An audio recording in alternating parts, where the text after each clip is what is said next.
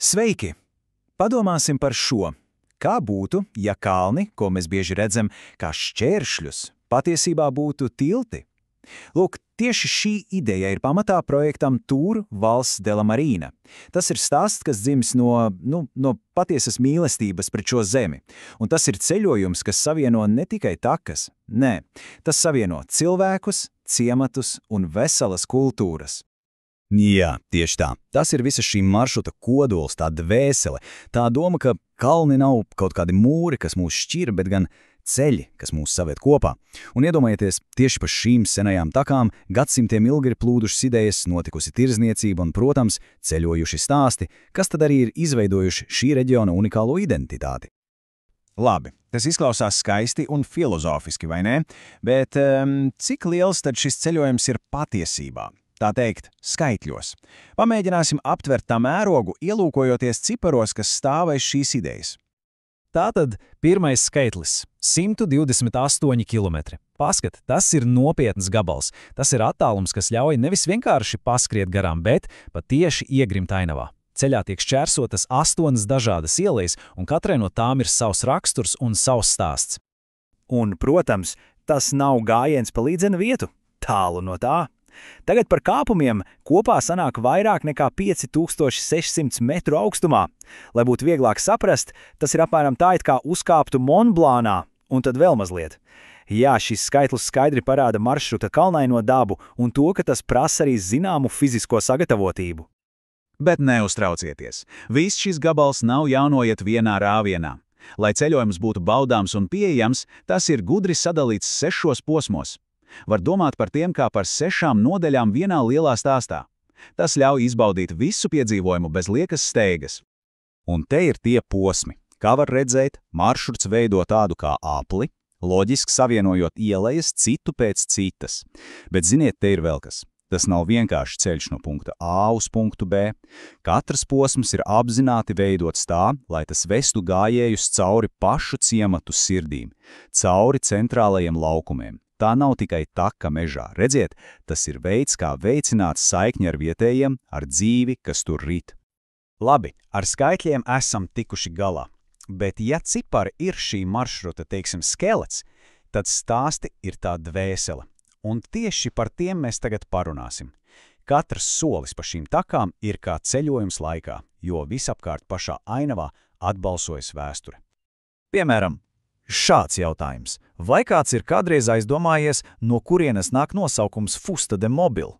Šo vārdu salikumu reģionā dzird visai bieži, bet tā patiesā izcelsme tā slēp stāstu par vienu diezgan episku globālu ceļojumu. Un atbilde, ticiet man, ir diezgan pārsteidzoša. Tā nav nekāda priežu suga, tā ir vieta. Šī koksne ceļoja pāri okeānu no Amerikas ostas pilsētas Mobilas, kas atrodas Alabamā. Padomājiet par to, globālās tirdzniecības vēsture ir burtiski iestrādāta vietējo māju durvīs un logos, cik neticami. Un, protams, šis projekts atdzīvina arī tos stāstus, kas ir dzimuši tieši šeit, šajā ainavā.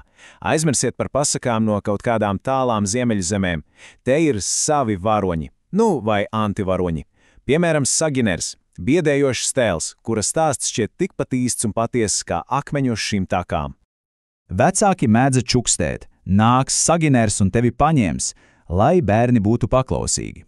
Un tas, manuprāt, lieliski parāda vietējo stāstu spēku. Tie nav stāsti par kaut ko tālu un neaizsniedzamu. Nē, tie notiek tepat, aiz nākamā akmeņa žoga vai zem tuvākā olīvu koka ēnas. Taču vēstures slēpj arī daudz sāpīgākus stāstus. Piemēram, vēl viens jautājums. Kāpēc ap Fonteljasas spitālīgo sanatoriju tika uzcelts 3,5 km garš mūris? Atbildi uz šo jautājumu atklāja dziļas sabiedrības bailes. Kāds vecs cilvēks to paskaidroja šādi. Lai gaiss neizbēgtu. Tikai paklausieties, lai gaiss neizbēgtu. Šī atbilde ir vienkārši satriecoša. Tā parādā tās milzīgās bailes un absolūto neizpratni, kas tajā laikā valdīja ap lepru. Mūris nebija tam, lai cilvēki neaizbēgtu. Tas bija, lai simboliski aizturētu pašu slimības gaisu. Labi, visi šie stāsti, visi šīs takas, tās neizbēgami ved mūs pie viena ļoti būtiska jautājuma. Kādu nākotni mēs gribam šai ainavai? Jo redziet, šis maršruts ir daudz vairāk nekā tikai ceļojums pagātnē. Tas ir arī aicinājums aizsargāt nākotni. Un ir jau konkrēti panākumi. Piemēram, viens no lielākajiem bija atklāts sen aizmirstu taku, kas savieno Benirasamu ar pazudušo Las-Solanetas ciematu. Lūk, tas ir pavisam taustāms pierādījums tam, kādas vērtības mēs varam atgūt, ja mēs meklējam šīs senās saites. Bet ir arī draudi, un autors piedāvā vienu ļoti spēcīgu salīdzinājumu, kas tiešām liek aizdomāties. Viņš saka, lielākais drauds ainavai nav meža ugunsgrēks. Jā, tas ir briesmīgi, bet daba ar laiku atjaunojas. Tas ir atgriezenisks process. Patiesais drauds ir nekontrolēta pilsētu izplešanās, kad zeme tiek aplieta ar betonu, lai uzceltu 500 vasarnīcas ar 500 baseiniem. Lūk, tas ir neatgriezeniski. Un tas viss, protams, noved pie secinājuma, ka tā ir mūsu visu kopīga atbildība. Ko tas nozīmē praktiski? Tas nozīmē pieprasīt efektīvu un, ambiciozu teritorijas aizsardzību.